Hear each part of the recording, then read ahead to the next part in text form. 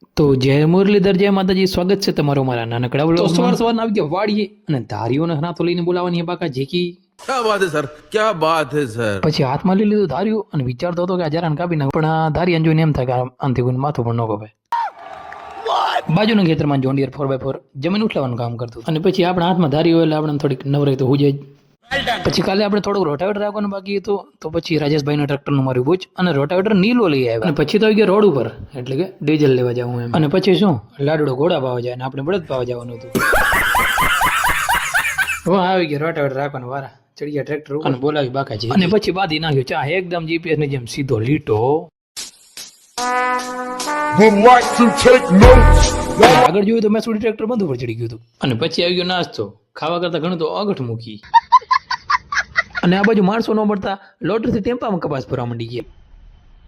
મજા આયા. તો તમે ઇન્સ્ટાગ્રામ પર વિડીયો જોવો છો, લાઈક ને ફોલો ભૂલાય નહીં મારા ભાઈઓ. અને યુટ્યુબ પર જોવો છો તો લાઈક શેર સબસ્ક્રાઇબ જરૂરથી કરી નાખજો. તો મળીએ બીજા વ્લોગમાં બાકા જીકી બોલાવવા માટે.